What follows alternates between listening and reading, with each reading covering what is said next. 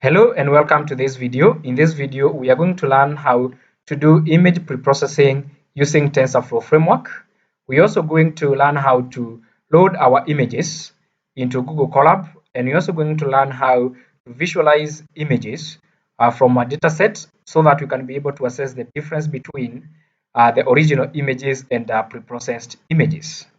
This is a very critical stage, or is a very critical video, especially if you are diving in the field of deep learning, more specifically image processing, because data is the food that neural networks feed on, or any other machine learning model, and thus knowing how to prepare your data for the model to learn from it is very critical. So the very first step that you need to do is to download the dataset that we are going to use. I have also left a link in the description below where you can be able to download the dataset from Google. And once you download the dataset, you can now go ahead and open your Google Drive. Open your Google Drive, and then in your PC, make sure that you have unzipped the dataset that you have downloaded. Access the folder known as Flower Photos, and then from your Google Drive, right-click, select folder Upload, and then navigate to where that folder is, select it, and upload it. It may take some time depending on how fast your internet is. And once your data is loaded in Google Drive, it will look like what I have here. You can see I have flower photos. And just to mention, just make sure that the Google Drive you have uploaded your data to is the same Google Drive where you're going to save your notebook. So if I open these flower photos, you can see that it has some subfolders in it. I have 5 subfolders. One is known as Daisy, the other one is known as Dandelion, Roses, Sunflowers, and Tulips. Each of these subfolders contains images in it that belong images of that particular flower. There are quite a number of images, and therefore make sure that you have obtained the right dataset.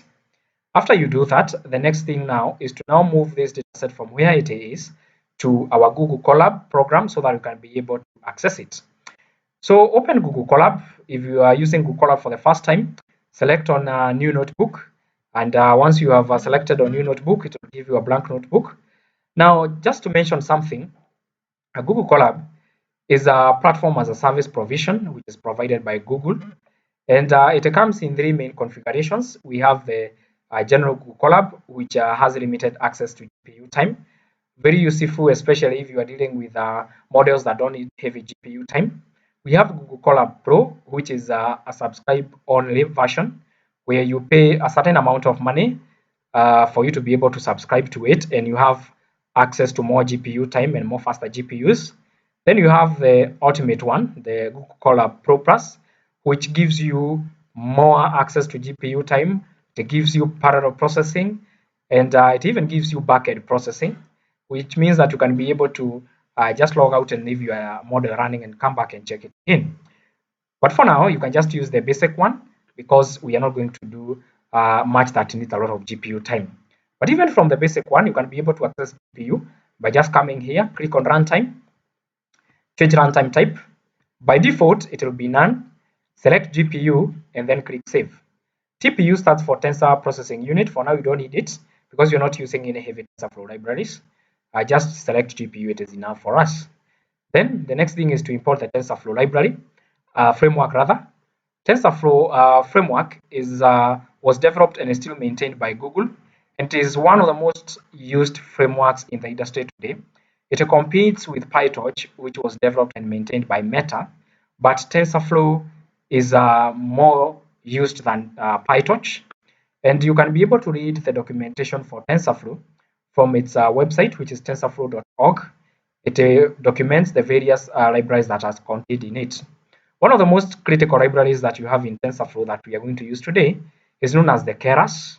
It's very useful in image processing, and it also has some other sub-libraries inside it.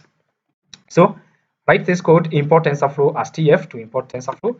Then you can run it by pressing Shift Enter. The next thing that we need to do is to now connect our Google Drive to our Google Colab notebook so that you can be able to access the data in it. To access it, we use the mounting method. So you first import the drive library. So from google.colab, import drive. Then you call the mount method, drive.mount. Inside it, pass this content G drive because you want to actually access the content that is found in your Google Drive. So run the cell, a prompt will appear prompting you or asking you whether or not you want to allow Google Colab to access your Google Drive. And when this prompt appears, click on it, accept, then go ahead and allow access. And if you are mounting it for the first time, it will tell you that it has mounted. If you have mounted it previously, it will tell you drive already mounted and so on. So after your drive is mounted, you can click on this folder here. And once you come here, you'll be able to see G Drive. You'll be able to see G Drive. Click on G Drive. Click on My Drive. And it will be able to show you the contents that are found in your Google Drive. In this case, My Drive contains only Colab notebooks and flower photos. And that is what I see here. We are more interested in flower photos. Click on these dots that appear here, these 3 dots, and then click on copy path. Copy the path because we need it in our next cell. So now the next cell, what we are going to do is to take the data that has now been mounted into our Google Colab and load it into the program. So to do so, we use a library of TensorFlow and Keras known as tf.keras.preprocessing.image_dataset from directory. Then we put the path to that particular directory. So start by declaring a variable known as dataset, then call that particular method, and inside the parentheses, put the path. You can put quotation marks, and then you put your path there. Now your dataset will be loaded into your program. After you have loaded your dataset, the next thing is to split your data into a training set and a validation set. This is standard practice for anybody who is developing machine learning or deep learning models. And in some cases, if you are doing it for maybe research purposes, you may even need a testing set. But in this case, since we are just dealing with pre-processing, let us just do a training and a validation set. So we define a variable known as dstrain for a training set.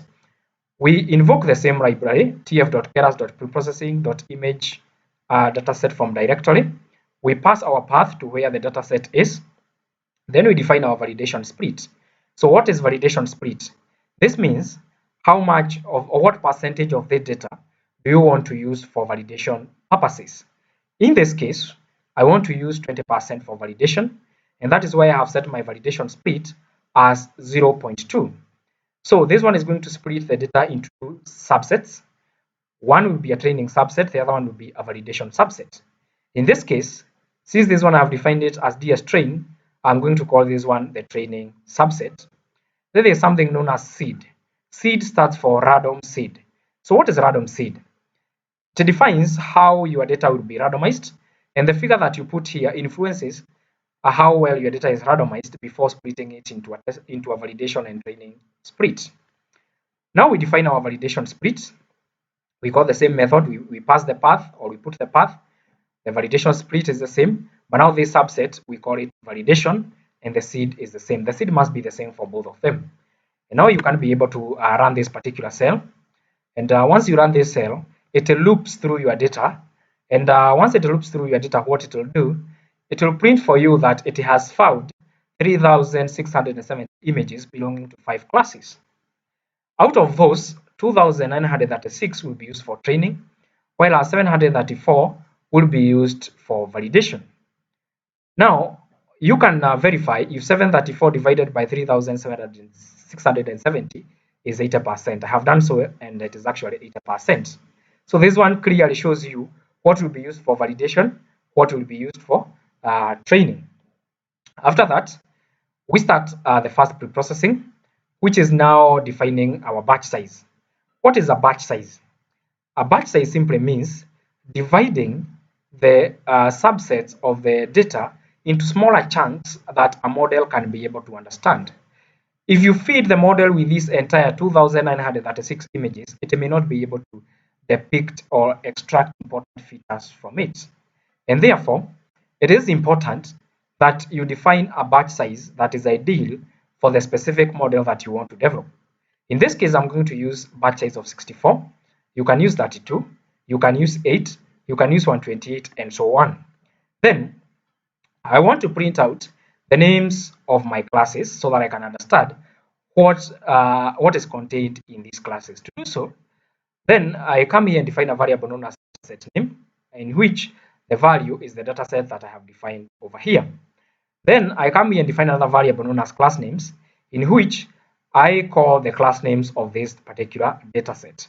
And then I print the class names.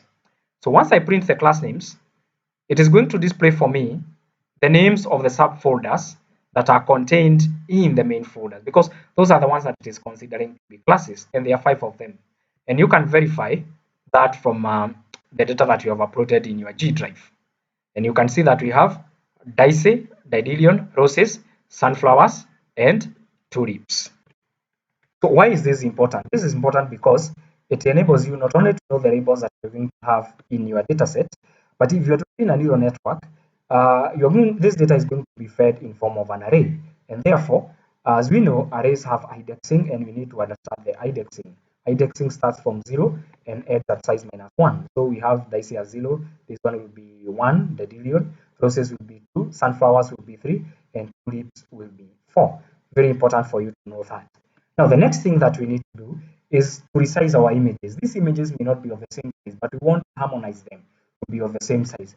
So you can set the size. In this case, I have set it to be 512 by 512 pixels. You can set it to any size. I have seen many people using 224 by 224 pixels. Whichever size you desire depends on what you want to do with the data. But resizing is one of the most important aspects of data preprocessing. Why? Because a very small image size is not able to present enough pixels for the neural network to detect critical features in the dataset. On the other hand, a very large one may introduce some noise to the neural network, and therefore, the ideal image size is something that is very critical, and that is why it is something that researchers loop along. They try this size, they try another size until they get the most ideal size. Now, the next thing that you need to do is to standardize your data. Now, each of these images that are contained in these subfolders, each subfolder, for example, take a subfolder known as daisy, contains only daisy images.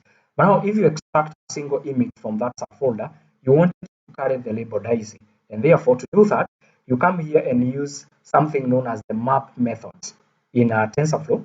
So you define your DS train, which is the training dataset. Then you map it to the image in the subfolder with the subfolder label. Then you give it the size that we have defined here, which means that now a single image from the subfolder known as roses will be of size 512 by 512. At the same time, that image will contain the label roses. This is very critical because when you will be training your neural network, you want to understand how these, what are the labels of these specific images. And you wanted to take the labels that are found in the subfolders that contain the images. So do the same for your validation set, and then you can run that particular cell. And once you run that particular cell, you can go ahead now and try and display the first 9 images. To display the first 9 images, we are going to use matplotlib. Others can use Scibon, but I prefer to use matplotlib. I find it to be much better for this task. So import matplotlib as PLT, define your figure size. In this case, I've defined it to be a square of 10 by 10, and then use a loop or a control structure here to loop across your data and print the first 9 images. So for images, together with their labels, remember we have assigned them labels in this cell where we are standardizing our data. In a DS train, we are dealing with the training data set. You want to take one. So put another loop inside it, which is known as nested loop. So for I in range 9, so you want to take 9 images, the first 9, plot them, and you define the plotting scale, which is 3 by 3. You want 3 images by 3 images. Then I plus 1. I plus 1 simply means start with the first one and continue incrementing until you get to the 9th image. Then you can define your cell to be unit 8 and so on. You can put your axis on or off, and then you can run that particular cell. So how fast this one runs depending with your internet connection, and also it depends heavily on whether or not you're subscribed to Colab Pro. If you're using Colab Pro, your GPUs are much faster because they are dedicated, and therefore this one will take a very short period of time. Just using the standard Colab, it may take some time. But as we go along with that, as that one loads, we can be moving to the next cell as we wait for that one to load. Now, in this cell, what you're going to do is to do further preprocessing. And to do further preprocessing, since we are using TensorFlow, we are going to use a library under TensorFlow, which is known as sequential. Sequential library is very critical because it also helps us create sequential neural networks. That is feed-forward neural networks. And therefore, I would encourage that to read the documentation of our sequential library, because when you want to create a neural network and you want to be feed-forward, then sequential is something that is critical for you. Then also from TensorFlow, let us import layers, so that these layers, apart from being used to create neural networks, it's also used for data preprocessing. So we come here and we pass a variable known as image is equal to sequential, this library that we have imported here. And now sequential, since we have said that it is more of a from one step to another, we define the various layers to be contained in it. Now, these layers will define how an image will be preprocessed. Now, the first one is known as random flip, layers.random flip, and then we define horizontal. So you want to flip the image horizontally. Then the other one is layers.random rotation, and you define a rotation of 0.1. You want to rotate the image, and you want to rotate it at a speed of 0.1. And for you to be able to do that, you need to use layers.random rotation.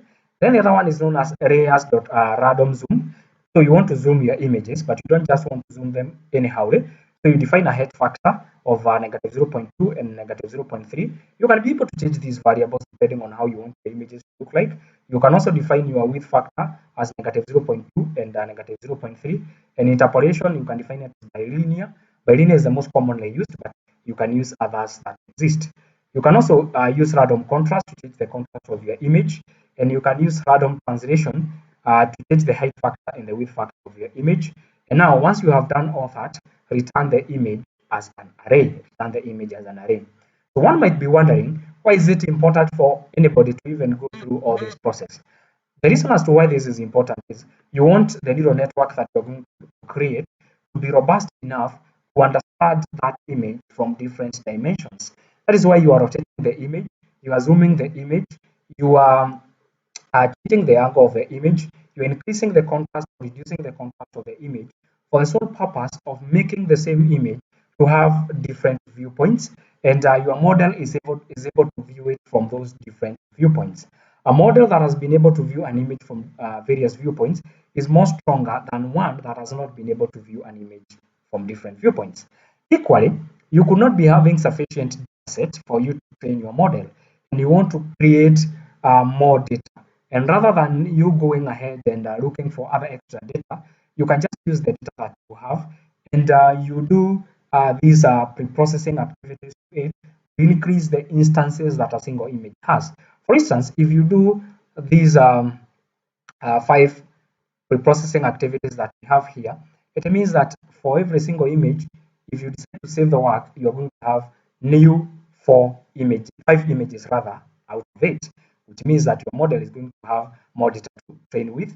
And in most cases, since when you're dealing with neural network or any other deep learning models, you realize that data is the food that the model feeds on. And therefore, how the data looks like influences heavily how the model will perform. And that is why it is very important to learn the various pre-processing tasks that you're going to do to your data. Because if you don't do enough pre-processing, the model may learn some noise from data, may learn some bias from data, especially if you have imbalanced classes. Equally, if you pre-process very well, the model may become very nice. And if you over-process your data, then the model may end up learning irrelevant features from the data. So that is it. How you can be able to do the various pre-processing. These are not the only ones that exist. There are so many others.